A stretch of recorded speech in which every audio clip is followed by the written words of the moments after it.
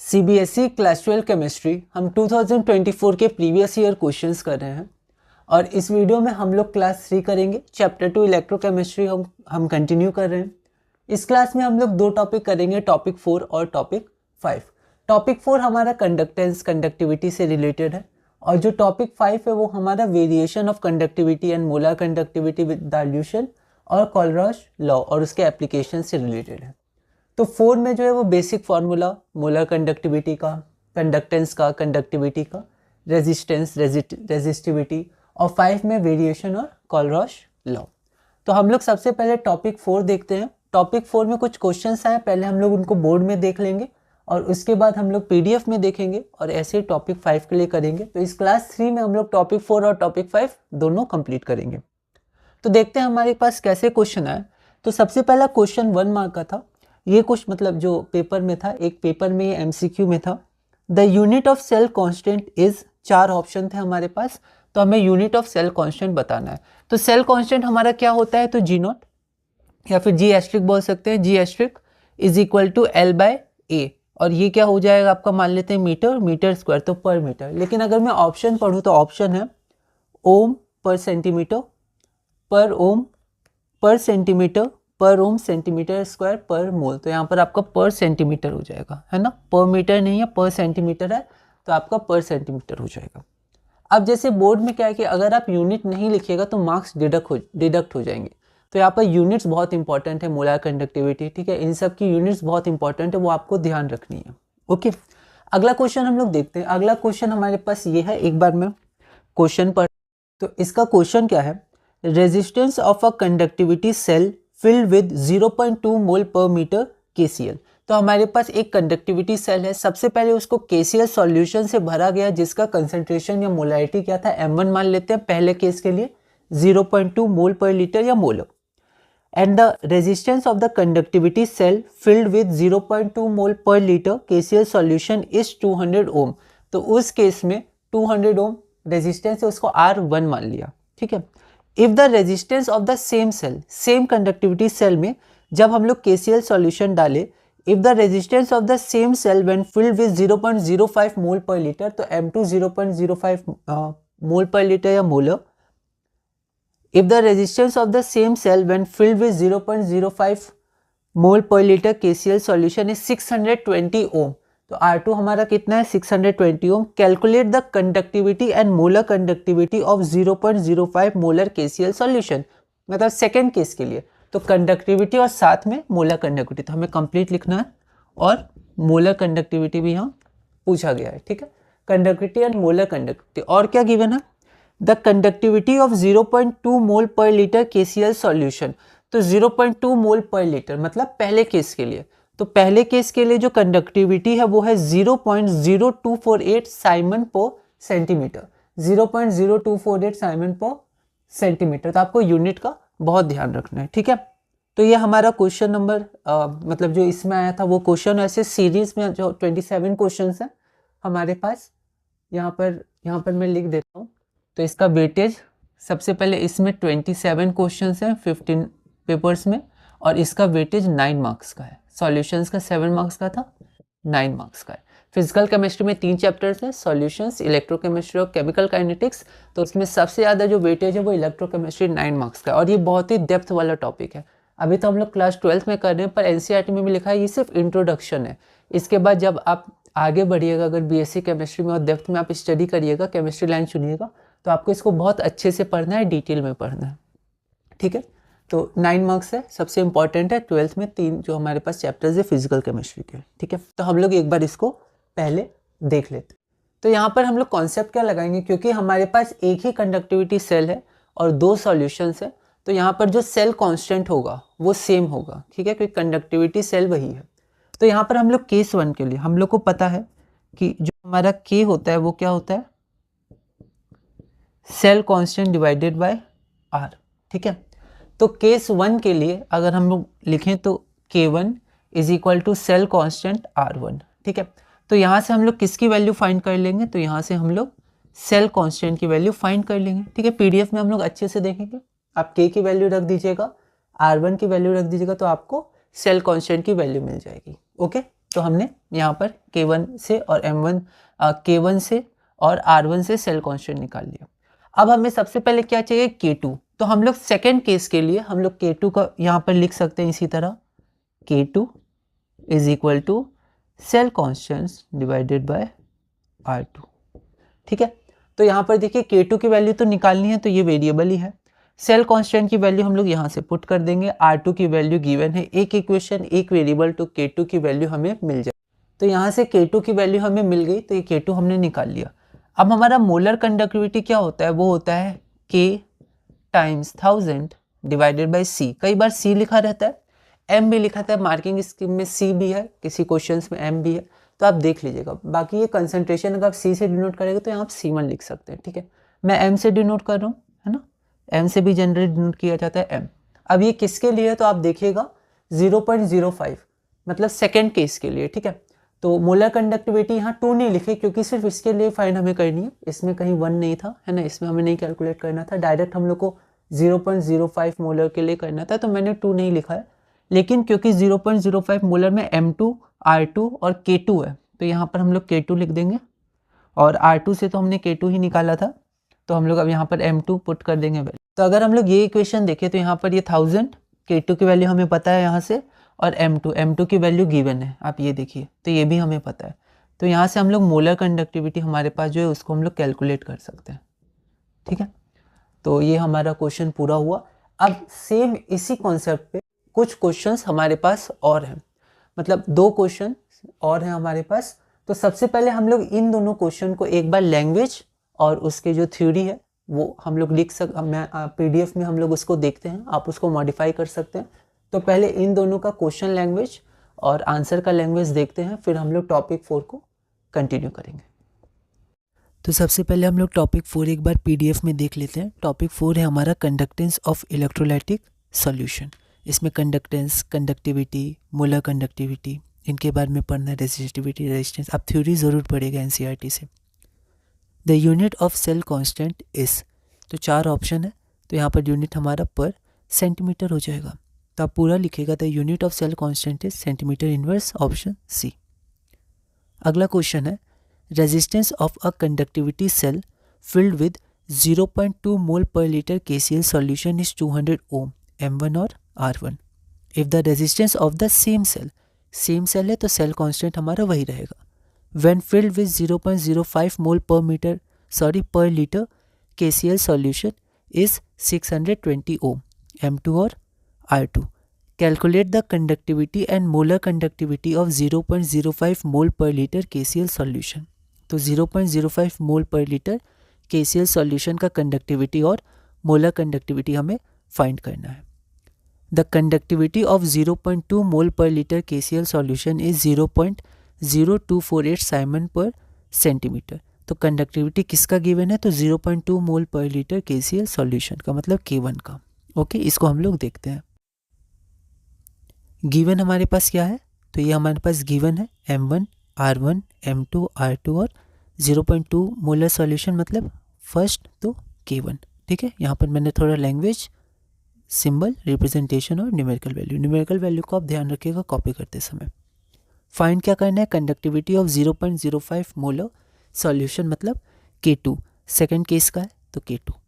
ठीक है, तो यहाँ पर हमारा सेल कांस्टेंट क्या होगा, तो सेल कांस्टेंट हमारा सेम रहेगा। तो फर्स्ट से हम लोग पहले सेल कांस्टेंट निकालेंगे, तो K is equal to conductivity is equal to cell constant by R, जहाँ पर ये हमारे पास सेल कांस्टेंट है।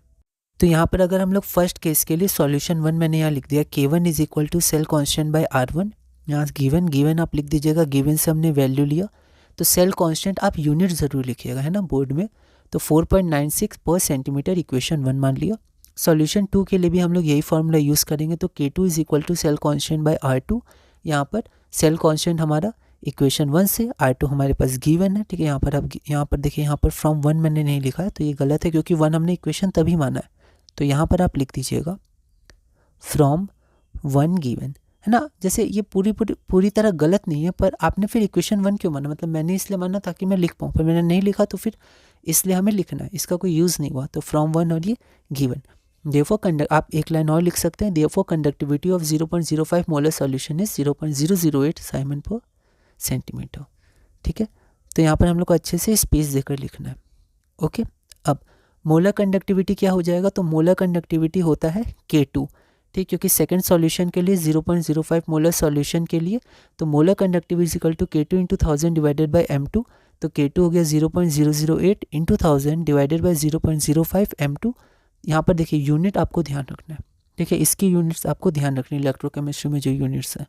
तो साइमन सेंटीमीटर स्क्वायर पर मोल, तो हमारा मोलर कंडक्टिविटी हो जाएगा 160 साइमन सेंटीमीटर स्क्वायर पर मोल, ठीक है। ये हमारा अगला क्वेश्चन है, पर पहले हम लोग क्या करते हैं, पहले हम लोग बोर्ड में जाके 2 क्वेश्चंस और देख लेते हैं, उसके बाद हम लोग पीडीएफ में कंटिन्यू करेंगे। तो हमने अभी पीडीएफ में देखा कि हम कैसे उसको लिख सकते हैं। अब हम 2 क्वेश्चन और करते हैं, उसके बाद हमारा टॉपिक 4 पूरा हो जाएगा। ये क्वेश्चन क्या है, the resistance of 0.05 molar CH3COOH solution is found to be 100 ohm. तो हमारे पास एक सॉल्यूशन है जिसकी मोलैरिटी 0.05 मोलर है। तो यहाँ पर m, क्योंकि यहाँ पर एक ही केस है तो आप पढ़ेंगे तो एक ही केस है यहाँ पर, तो हमने लिखा m is equal to 0.05 molar और resistance R is equal to 100 ohm. If the cell constant is 0.0354 per centimetre, तो सेल कांस्टेंट हमने इससे रिप्रेजेंट किया 0.0354 per centimetre. Calculate the molar conductivity of the acetic acid solution. तो यहाँ पर हमारे पास molar conductivity calculate करनी है। अब हमें यूनिट भी चाहिए, तो इसकी यूनिट आपको ध्यान रखना है, ठीक है। तो यूनिट्स बहुत इंपॉर्टेंट है। अब हम लोग एक बार इसको देख लेते हैं। तो यहाँ पर मोलर कंडक्टिविटी होती है K times 1000 divided by concentration. M से रिप्रेजेंट किया, आप C से भी कर सकते हैं। M की वैल्यू गिवन है, K की वैल्यू गिवन नहीं है, तो K हमें निकालना है और ये मोलर कंडक्टिविटी। तो एक इक्वेशन 2 वेरिएबल, तो पहले हमें K निकालना होगा। तो मान लेते हैं इक्वेशन 1, K होता क्या है, तो K हमारा होता है cell constant divided by resistance. तो सेल कांस्टेंट गिवन है, रेजिस्टेंस गिवन है, K की वैल्यू हमें मिल जाएगी। फिर इसको यहाँ से पुट कर देंगे, या पहले आप K निकाल सकते हैं फिर ये, तो जैसे आप इसको मॉडिफाई कर सकते हैं, आप इसको देख सकते हैं। तो ये रहा हमारा क्वेश्चन, सिमिलर क्वेश्चन है जैसे पिछला क्वेश्चन था, ठीक है। तो ये हमारे पास जो अगला क्वेश्चन है वो पिछले क्वेश्चन के सिमिलर है ना, इससे पहले जो हमने क्वेश्चन किया था उसके सिमिलर है।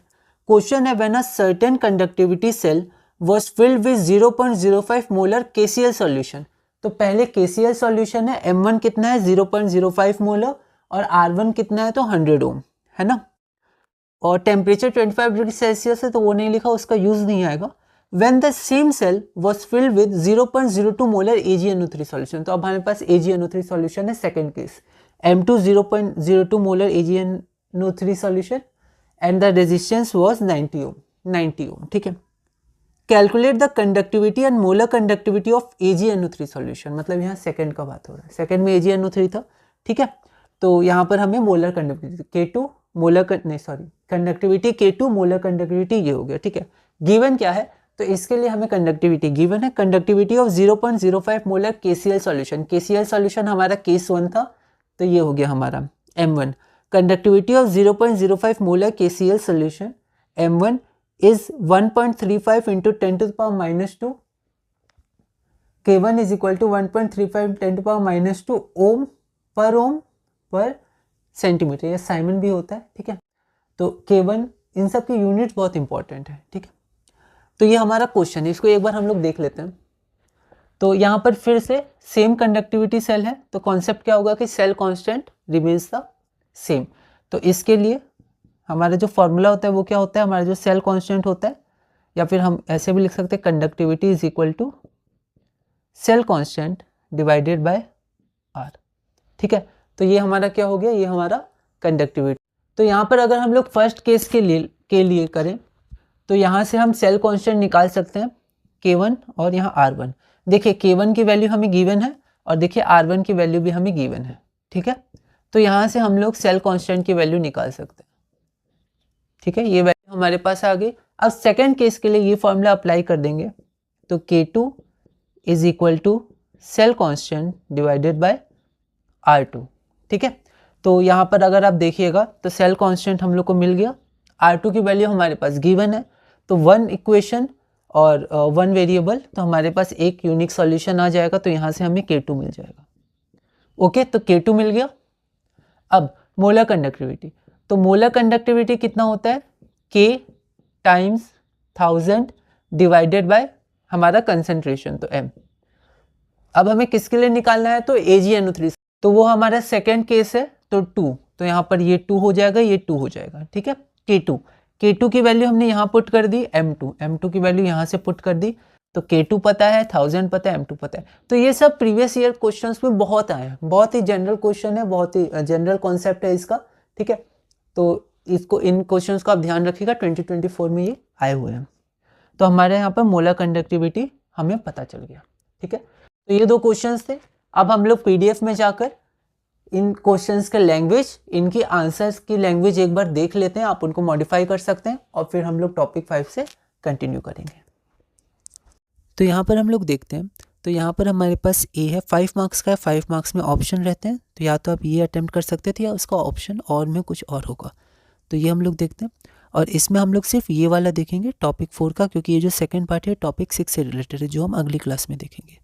The resistance of 0.05 molar CH3COS solution is found to be 100 ohm. If the cell constant is 0.0354 per centimeter, calculate the molar conductivity of the acetic acid solution। तो यहाँ पर M गिवन है, R given है और हमारे पास cell constant given है, तो हमें मोलर कंडक्टिविटी निकालनी है। तो यहाँ पर रिप्रेजेंटेशन हो गया मोलर कंडक्टिविटी। डायरेक्ट फार्मूला लगाएंगे K is equal to cell constant by R, where K is equal to conductivity, क्योंकि ये तो हमारा सेल कांस्टेंट है, R हो गया, इसमें हमने लिख दिया कि K क्या है, कंडक्टिविटी है। तो K पहले हम निकालेंगे, क्यों, क्योंकि मोलर कंडक्टिविटी निकालने के लिए हमें K का यूज़ करना है।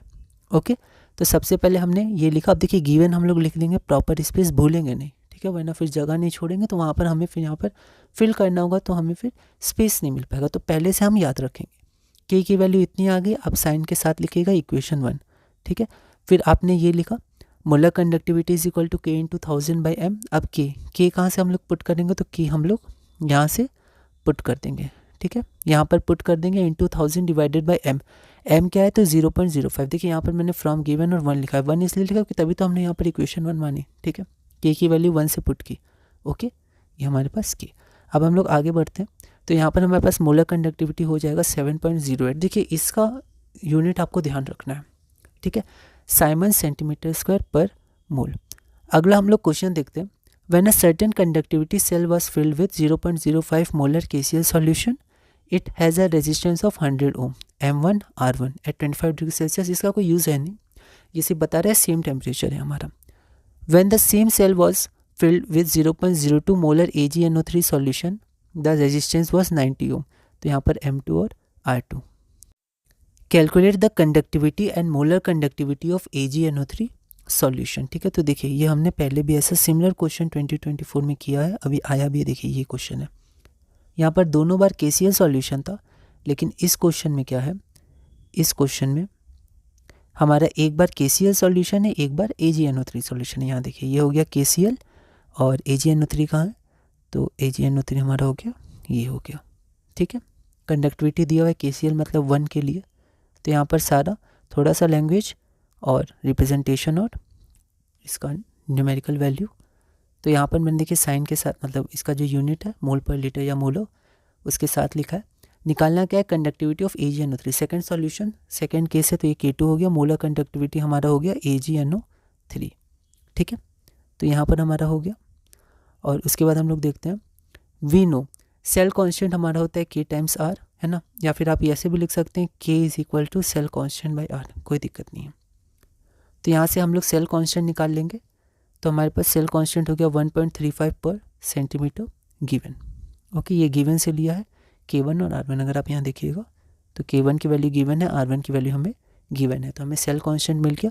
सेल कांस्टेंट से हम लोग क्या निकाल लेंगे, K2 निकाल सकते हैं, ठीक है, जैसे पहले किया था। तो सेकेंड सॉल्यूशन के लिए AgNO3 सॉल्यूशन के लिए K2 टाइम्स R2, तो यहाँ से हमने सेल कांस्टेंट की वैल्यू पुट की, K2 तो निकालनी है, R2 की वैल्यू हमारे पास गिवन है 90 ओम, ठीक है। तो यहाँ से हमने K2 की वैल्यू निकाल ली। K2 की वैल्यू कितनी आ गई, 0.015 साइमन पर सेंटीमीटर, इसको इक्वेशन नंबर 2 मान लिया। Now molar conductivity K into 1000 times divided by M। तो यहाँ पर हमें AgNO3 को निकालना है, तो वहाँ 2 लगाएंगे, तो K2 into 1000 by M2 for AgNO3। तो मोलर कंडक्टिविटी हो जाएगी K2 की वैल्यू कितनी है, 0.015। तो 0.015 इंटू 1000 डिवाइडेड बाई M2 हमारे पास कितना है, तो M2 हम देखते हैं कितना है हमारे पास। तो यहाँ आप देखें M2 0.02, तो यहाँ 0.02 इसको बस हमें सॉल्व करना है और हम ये भी लिख देंगे ये गिवन और 2 से मिला है। 2 से हमें क्या मिला है, तो हमें K2 की वैल्यू मिली है, तो K2 जो हमने यहाँ पर पुट किया वो हमने 2 से पुट किया और M2 हमने गिवन से पुट किया। इसको जब हम सॉल्व करेंगे तो हमारा आंसर आ जाएगा 750 साइमन सेंटीमीटर स्क्वायर पर मोल। तो ये यूनिट बहुत इंपॉर्टेंट है, ठीक है, आपको इसको ध्यान रखना है। आप एक बार और लिख सकते हैं चाहे तो, therefore molar conductivity is equal to 750 siemens centimetre square per mole. उसके बाद अब हमारा टॉपिक 5 है variation of conductivity and molar conductivity with solution नहीं होगा, यहाँ डाइल्यूशन होगा, विद डाइल्यूशन और कॉलरॉशेस लॉ या कॉलरॉश लॉ, ठीक है। तो ये दोनों टॉपिक हम लोग देखेंगे। अब हम लोग बोर्ड में देखते हैं, तो बोर्ड में पहले हम लोग कुछ क्वेश्चंस देख लेते हैं, फिर हम लोग PDF से कंटिन्यू करेंगे। तो ये हमारे पास पहले 6 क्वेश्चंस हैं, हम लोग पहले इनको देख लेते हैं और उसके बाद 2 क्वेश्चंस हमारे पास न्यूमेरिकल और हैं, उनको देखेंगे। तो हमारे पास ये जो 3 क्वेश्चन है ये एक ही सेट के 3 डिफरेंट सबसेट से, तो हम देख सकते हैं सिमिलर क्वेश्चंस हैं। क्वेश्चन क्या है, the molar ionic conductivities of Ca2+ and Cl- are given. तो मोलर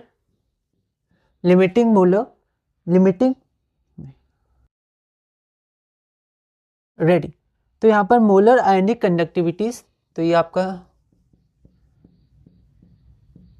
Ca2+ और Cl- का गिवन है, तो हमें limiting molar conductivity of CaCl2 निकालना है, ठीक है। तो यहाँ पर हम लोग कॉलरॉश लॉ का यूज करेंगे। तो यहाँ पर आप देखिए, तो CaCl2 को हम लोग लिख सकते हैं Ca2+ + 2Cl-।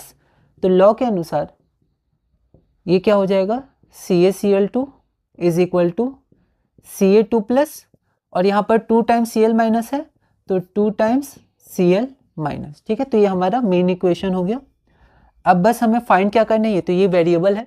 अब देखिए Ca2+, इसकी वैल्यू गिवन है तो यहाँ पुट कर देंगे, इसकी वैल्यू गिवन है तो 2 टाइम्स, तो 2 टाइम्स पुट करेंगे, मतलब इसकी वैल्यू को 2 से मल्टीप्लाई करेंगे, ऐड करेंगे तो हमारे पास आंसर आ जाएगा। मल्टीपल चॉइस क्वेश्चन है। उसी तरह MgSO4, तो MgSO4, तो MgSO4 इसको जनरली हम लोग थोड़ा नीचे लिख देते हैं, है ना, पर आप ऐसे भी लिख सकते हैं, कोई दिक्कत नहीं है।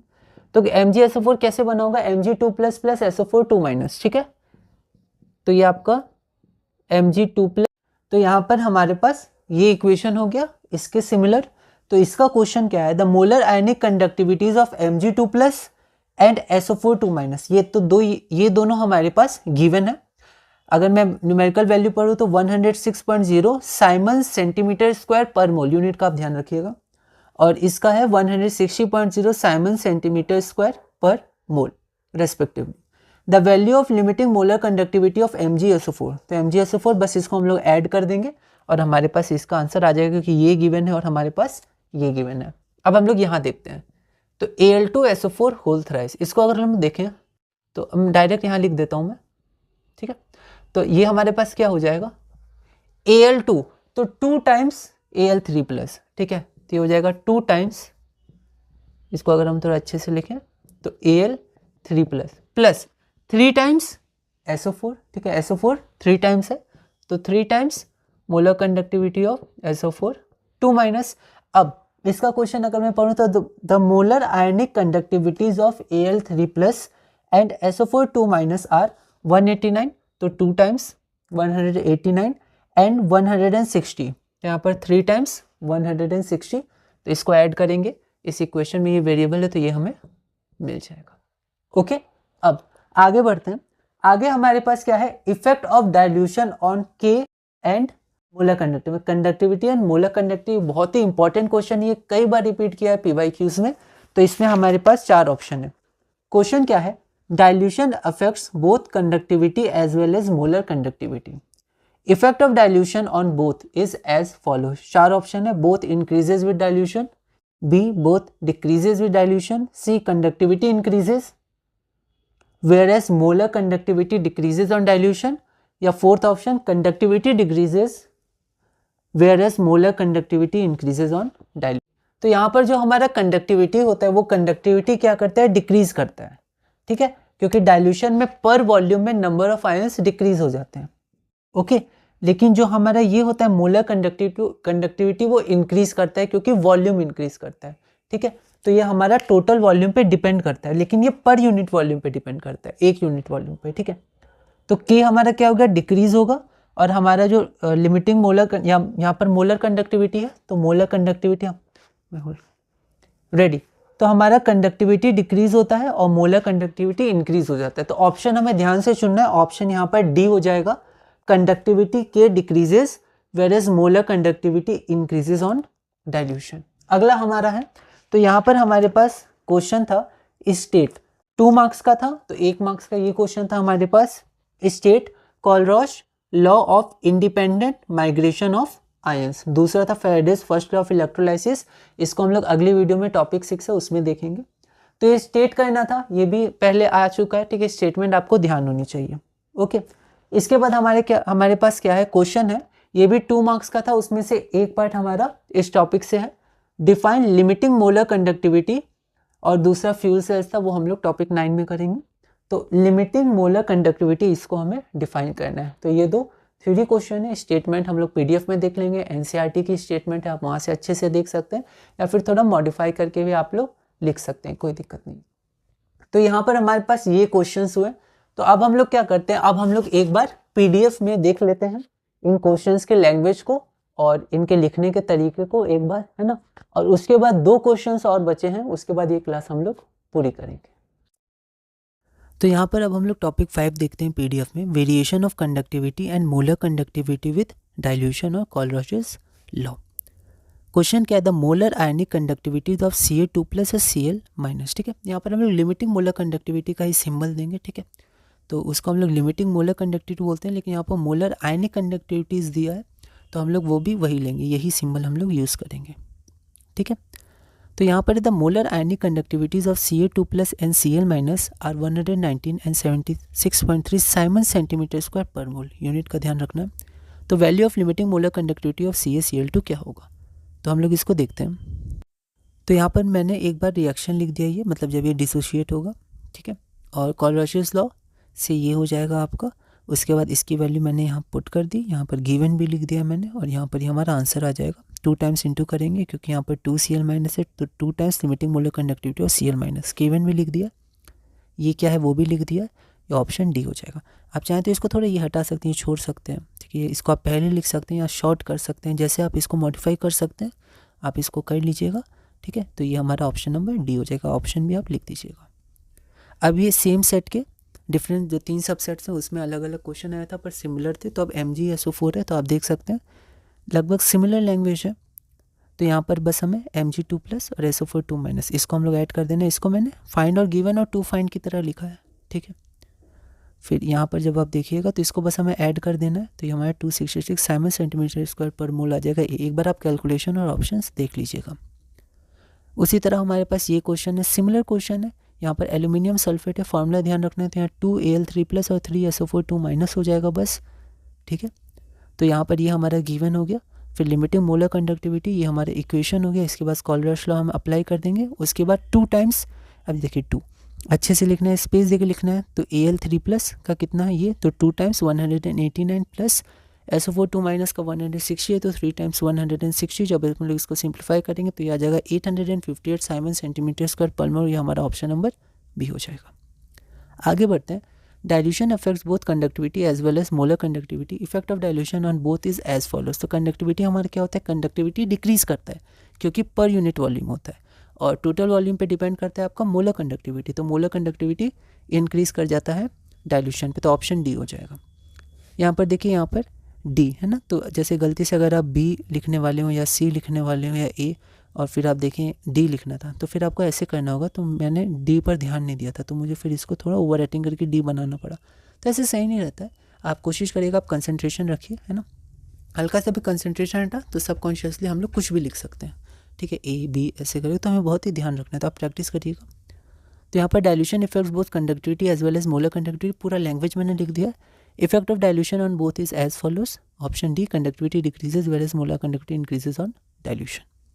अगला है state Kohlrausch law of independent migration of ions. इसको हम लोग नेक्स्ट क्लास में देखेंगे, इसको देख लेते हैं। तो डायरेक्ट स्टेटमेंट है, तो NCERT का ही है, आप और जगह से भी ले सकते हैं। एक आपको मतलब एक लैंग्वेज में आपको लिखना है अच्छे से। तो यहाँ पर हम लोग देखते हैं, Kohlrausch law of independent migration of ions states that the limiting molar conductivity of an electrolyte can be represented as the sum of individual contribution of anion and cation of electrolyte. आप चाहे तो एक general expressions भी दे सकते हैं, NCERT में दिया हुआ है, लेकिन इतना 1 मार्क्स के लिए आप इतना भी लिख सकते हैं, ठीक है। फिर 18 नंबर में डिफाइन है लिमिटिंग मोलर कंडक्टिविटी और fuel cell. Fuel cell topic 9 में देखेंगे, हम लोग पहले टॉपिक 5 एक बार देख लेते हैं। तो हमारे पास क्वेश्चन नंबर 18 है, when concentration of an electrolytic solution approaches 0 the molar conductivity is known as limiting molar conductivity, ठीक है। तो जब कंसेंट्रेशन इलेक्ट्रोलाइटिक सॉल्यूशन का 0 को अप्रोच करता है तो मोलर कंडक्टिविटी हमारा लिमिटिंग मोलर कंडक्टिविटी कहलाता है, ठीक है। अब उसके बाद अब हमारे पास 2 क्वेश्चंस और हैं, तो अब हम लोग पहले बोर्ड पे चलते हैं, उसमें हम लोग पहले थोड़ा सा देख लेते हैं शॉर्ट में, उसके बाद हम लोग पीडीएफ में कंटिन्यू करेंगे।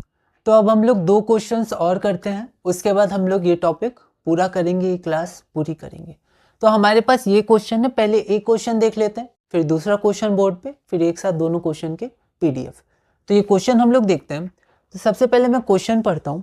क्वेश्चन हमारे पास है 3 मार्क्स का क्वेश्चन है, the conductivity of 0.2 molar solution. तो यहाँ पर हमारे पास molarity m is equal to 0.2 molar of KCl। KCl का सॉल्यूशन है, उसकी कंडक्टिविटी है 2.48 इंटू 10⁻⁻2 साइमन पर centimetre. Calculate its molar conductivity and degree of dissociation alpha. तो हमें मोलर कंडक्टिविटी और degree of dissociation alpha calculate करना है। और गिवन क्या है, तो मोलर कंडक्टिविटी या लिमिटिंग मोलर कंडक्टिविटी बोल सकते हैं, K+ और Cl-, ये दोनों हमारे पास गिवन। तो यहाँ पर हम पास ये क्या है, limiting molar conductivity of K+ और Cl-। जैसे हमने 4th क्वेश्चन में देखा था, वहाँ पर लैंग्वेज में मोलर कंडक्टिविटीज ऑफ K+ और Cl- था, फिर भी हम लोग यही लिमिटिंग मोलर कंडक्टिविटीज ही यूज़ करेंगे, ठीक है। तो ये हमारे पास K+ का और Cl- का लिमिटिंग मोलर कंडक्टिविटी भी गिवन है। तो अब हम लोग इसको देखते हैं, हम लोग इसको कैसे सॉल्व करें। तो सबसे पहले हम देख लेते हैं कि हमें मोलर कंडक्टिविटी चाहिए, तो ये क्या होता है, K × 1000 डिवाइडेड बाय m, इतना होता है। अब हम क्या करेंगे, K की वैल्यू हमें गिवन है 1000, m की वैल्यू हमारे पास गिवन है, तो हमारे पास ये वैल्यू मिल गई, इसको हम इक्वेशन नंबर 1 मान लेते हैं, ओके। तो ये हमारे पास मिल गया। अल्फा क्या होता है, तो अल्फा होता है molar conductivity by limiting molar conductivity, ठीक है। देखिए अल्फा क्या होता है, लेस देन 1 होगा, ठीक है, जनरली लेस देन 1 होता है अल्फा, ठीक है। और मोलर कंडक्टिविटी अगर डिनोमिनेटर में होगा तभी अल्फा लेस देन 1 होगा, क्योंकि ये क्या होता है, मैक्सिमम वैल्यू, ठीक है, सबसे ज़्यादा। तो लिमिटिंग मोलर कंडक्टिविटी जब वो लिमिट पर है, लिमिटिंग मोलर कंडक्टिविटी, ओके। तो यहाँ पर ये आपका न्यूमरेटर में होता है, ये आपका डिनोमिनेटर में होता है। तो ये तो हमें पता है। अब 1 इक्वेशन, यहाँ 2 वेरिएबल हो गए, तो इसकी वैल्यू हमें और फाइंड करनी है। तो ये क्या हो जाएगा, तो कोलरॉश लॉ से हमारे पास क्या था, KCl था, है ना। तो K+ और Cl-, तो इन दोनों को बस आप ऐड कर दीजिएगा, तो इसकी वैल्यू भी मिल जाएगी। इसको मान लेते हैं क्वेश्चन नंबर 2। ये क्या हो जाएगा, K+ का और Cl- का कंडक्टिविटी, मोलर कंडक्टिविटी या लिमिटिंग मोलर कंडक्टिविटी जब हम लोग लिखेंगे तो ये हमें मिल जाएगा इक्वेशन 2। इक्वेशन 1 हमने यहाँ से इसमें पुट कर दिया और लिमिटिंग मोलर कंडक्टिविटी इसमें पुट कर दिया, तो हमारे पास अल्फा एक अप्रॉक्स में आ जाएगा। तो आप अप्रॉक्स में भी लिख सकते हैं, मार्किंग स्कीम में अप्रॉक्स भी लिखा हुआ था ब्रैकेट में, या आप इसको राउंड ऑफ करके भी लिख सकते हैं, ठीक है। तो ये हमारा क्वेश्चन पूरा हुआ। अब हम क्या करते हैं, एक बार लास्ट क्वेश्चन और देख लेते हैं बोर्ड पे, फिर पीडीएफ में कंटिन्यू करेंगे। तो ये हमारे पास लास्ट क्वेश्चन है, एक बार मैं लैंग्वेज पढ़ देता हूँ। क्वेश्चन क्या है हमारा, कि the conductivity of 0.0025 mole per litre acetic acid. तो मोलैरिटी 0.0025 है ना। तो ध्यान से देखना, कभी कभी अचानक देखते हैं हमें लगता है एक ही जीरो है, ठीक है, लेकिन ध्यान से देखना है 2 जीरो है, ठीक है। तो 0.0025 मोल पर लीटर ये हमारा मोलैरिटी हो गया। एसिटिक एसिड कंडक्टिविटी है 5.25 इंटू 10⁻⁻5 साइमन पर centimetre. The conductivity of 0.0025 mole per liter acetic acid is 5.25 into 10⁻⁻5 Simon per centimeter. Calculate its degree of dissociation alpha if limiting molar conductivity of acid for acetic acid is 390 Simon centimeter square per mole। 3 marks का question है। तो एक बार हम लोग rough में देख लेते हैं, फिर पीडीएफ में चलेंगे। तो यहाँ पर अल्फा होता क्या है, molar conductivity by limiting molar conductivity. क्या क्या गिवन है, मोलर कंडक्टिविटी गिवन है, अल्फा वेरिएबल है, निकालना है, ये भी वेरिएबल हो जाएगा। एक इक्वेशन 2 वेरिएबल, तो हमें एक वेरिएबल चाहिए, तो हमें इसकी वैल्यू पता करनी होगी। तो यहाँ पर हम लोग देख लेते हैं, इसको इक्वेशन 1 मान लेते हैं। तो हमारे पास मोलर कंडक्टिविटी क्या होता है, conductivity times 1000 divided by molarity, यही होता है। तो हमारे पास कंडक्टिविटी गिवन है ये 1000 और मोलैरिटी हमारे पास गिवन है। तो यहाँ से आप कैलकुलेट करिएगा, वैल्यूज पुट करिएगा, गिवन से आप गिवन लिख दीजिएगा ना, कई बार मैं भी भूल जाता हूँ लिखने, तो आप उसको ज़रूर लिख दीजिएगा गिवन, और या फ्रॉम गिवन, इक्वेशन 1 से वैल्यू लेना, फ्रॉम 1 3 मार्क्स से इंपॉर्टेंट है तो आपको लिखना है, ठीक है। तो इसको मान लेते हैं ये हमारा इक्वेशन नंबर 2 है, ठीक है। फिर हम लोग लिख देंगे फ्रॉम 1, तो इक्वेशन 1 से आप ये दोबारा लिख सकते हैं, और पुटिंग द वैल्यू ऑफ 2 इन 1, या फिर आप वैल्यू पुट कर दीजिए, ब्रैकेट में लिख दीजिए फ्रॉम 2, ठीक है। तो यहाँ से हम लिख सकते हैं अल्फा लिमिटिंग मोलर कंडक्टिविटी, ये तो गिवन है, इसकी वैल्यू 2 से पुट कर देंगे, लिख देंगे फ्रॉम 2, तो अल्फा की हमारे पास एक वैल्यू आ जाएगी, ठीक है। अप्रॉक्सीमेशन आप यूज़ करिएगा, फिजिकल केमिस्ट्री आपको कैलकुलेशन का ध्यान रखना है, ठीक है। तो ये हमारा टॉपिक 5 भी पूरा हुआ। तो इसी के साथ हम अपनी क्लास 3 को पूरा करते हैं। अगली क्लास 4 में भी हम लोग 2 टॉपिक करेंगे, टॉपिक नंबर 6 और टॉपिक नंबर 7। टॉपिक नंबर 6 हमारा फेराडेज लॉ ऑफ इलेक्ट्रोलाइसिस है, टॉपिक 7 हमारा प्रोडक्ट ऑफ इलेक्ट्रोलाइसिस है। ये दोनों टॉपिक से हमारे पास हम लोग 2024 के ही क्वेश्चन कर रहे हैं, ठीक है।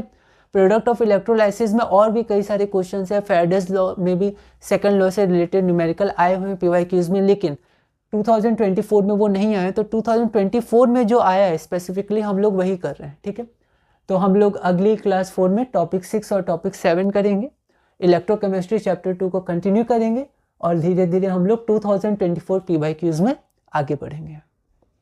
तो अभी हमने बोर्ड में देख लिया, अब हम लोग PDF में एक बार देख लेते हैं। The conductivity of 0.2 molar solution of KCl is 2.48 into 10⁻⁻² Simon पर सेंटीमीटर। तो हमें कंडक्टिविटी दिया है K, और हमें ये तो मोलैरिटी हो गया M, और हमें कंडक्टिविटी K ये दिया, तो हमें ध्यान रखना है। कैलकुलेट इट्स मोलर कंडक्टिविटी ये हो गया, और dissociation, degree of dissociation alpha, ठीक है। तो ये हमारा कैलकुलेशन हो गया, तो हम लोग इसको देख लेते हैं। तो यहाँ पर गिवन हमारे पास मोलैरिटी, सिंबल मैंने लिख दिया, कंडक्टिविटी, और ये हमारे पास limiting molar conductivity of K plus, या मोलर आयनिक कंडक्टिविटी बोल सकते हैं, और Cl माइनस का हमारे पास गिवन है। मोलर कंडक्टिविटी और डिग्री ऑफ डिसोसिएशन हमें निकालना है। तो सबसे पहले हम लोग मोलर कंडक्टिविटी निकालते हैं। तो K इंटू 1000/m, आप C से भी रिप्रेजेंट कर सकते हैं, ठीक है, कोई दिक्कत नहीं है। तो यहाँ पर देखिए K की वैल्यू गिवन है, K की वैल्यू हमारे पास गिवन है, M की वैल्यू गिवन है, इंटू 1000, इसकी वैल्यू हमारे पास डायरेक्ट आ जाएगी, कितनी आ जाएगी 124, पर हमें यूनिट का ध्यान रखना है, साइमन सेंटीमीटर स्क्वायर पर मोल। नाउ KCl क्या होता है, K plus plus Cl minus, तो अकॉर्डिंग टू कोलबर्ट्स लॉ अब हम क्यों निकाल रही हैं, क्योंकि अल्फा के लिए हमें लिमिटिंग मोलर कंडक्टिविटी भी चाहिए। मोलर कंडक्टिविटी तो हमने निकाल लिया। अब यहाँ पर लिमिटिंग मोलर कंडक्टिविटी कोलबर्ट्स लॉ से क्या हो जाएगी, तो जो हमारे पास कैटायन और एनायन की इंडिविजुअल लिमिटिंग मोलर कंडक्टिविटी उसको हम लोग ऐड कर देंगे। जब ऐड करेंगे, ठीक है, तो हमारे पास 150 साइमन सेंटीमीटर स्क्वायर पर मोल आ जाएगा। इसको हमने इक्वेशन नंबर 2 मान लिया। अल्फा क्या होता है, molar conductivity divided by limiting molar conductivity. तो मोलर कंडक्टिविटी 124 हो गया, कहाँ से हमने लिया, तो यहाँ से हमने लिया, ठीक है, ये हमने कैलकुलेट किया था, तो ये इक्वेशन नंबर 1। और लिमिटिंग मोलर कंडक्टिविटी भी हमने कैलकुलेट किया इक्वेशन नंबर 2 से। देखिए जैसे मैं यहाँ पर लिखा नहीं, पर हम लोग 1 और 2 माने हैं यहाँ पर लिखने के लिए, तो यहाँ पर हम लिख देंगे फ्रॉम 1, 2, ये आप लिख दीजिएगा। तो इतना आगे आप देखिए, मार्किंग इस स्कीम में ये अप्रॉक्स लिखा हुआ है, तो आप इसको अप्रॉक्स लिख सकते हैं या नहीं भी लिख सकते हैं, क्योंकि अप्रॉक्स ये आंसर आएगा। तो डायरेक्ट आप अल्फा इज इक्वल टू 0.826 लिख सकते हैं, ठीक है। अब हम लोग अगला क्वेश्चन करते हैं। The conductivity of 0.0025 mole per litre acetic acid हमारे पास इतना है, तो ये हमारे पास क्या हो गया M, ठीक है, मोलैरिटी, और कंडक्टिविटी K हो गया। डिग्री ऑफ डिसोसिएशन हमें अल्फा निकालना है, पर यहाँ पर आपको लिमिटिंग मोलर कंडक्टिविटी की वैल्यू दी हुई है, तो आपको सिर्फ मोलर कंडक्टिविटी निकालना है। Molar conductivity divide by limiting molar conductivity आपको अल्फा मिल जाएगा, 3 मार्क्स का, तो स्टेप वाइज हमें लिखना है। तो यहाँ पर सबसे पहले मैं गिवन लिख दिया, तो यहाँ पर हमारे पास गिवन में थोड़ा लैंग्वेज, मतलब वो क्या है, फिर सिंबल, और फिर न्यूमेरिकल वैल्यू यूनिट के साथ। Degree of dissociation alpha, molar conductivity निकाल लेते हैं, क्योंकि डिग्री ऑफ डिसोसिएशन आपका होता है molar conductivity divided by limiting molar conductivity. तो यहाँ पर मोलर कंडक्टिविटी हो गया K into 1000 time divided by M। तो K और M ये हमने कहाँ से लिया, गिवन से। तो यहाँ पर जैसे मैं भूल जा रहा हूँ, पर ये हमें लिखना है यहाँ पर, तो यहाँ पर आप गिवन लिख दिया, तभी आपने अच्छे से यहाँ गिवन और 2 फाइंड लिखा है, तो यहाँ पर गिवन लिख देंगे। ये हमारा 1 हो गया, तो मोलर कंडक्टिविटी का यूनिट हम लिखेंगे साइमन सेंटीमीटर स्क्वायर पर मोल। तो डिग्री ऑफ डिसोसिएशन हो जाएगा molar conductivity divided by limiting molar conductivity, तो ये हमारा हो जाएगा 0.053। तो इसी के साथ हमारा टॉपिक 3 और टॉपिक 4 और टॉपिक 5 हमारा पूरा होता है। तो इस क्लास 3 में हमने टॉपिक 4 और टॉपिक 5 किया। अगली क्लास 4 में हम टॉपिक 6 और टॉपिक 7 करेंगे। टॉपिक 6 है Faraday's law of electrolysis. Faraday's laws of electrolysis 2 laws हैं, और तीसरा है प्रोडक्ट ऑफ इलेक्ट्रोलाइसिस। तो अगली क्लास में हम लोग टॉपिक 6 और 7 से कंटिन्यू करेंगे और धीरे धीरे चैप्टर 2 इलेक्ट्रोकेमिस्ट्री 2024 PYQs में आगे बढ़ेंगे।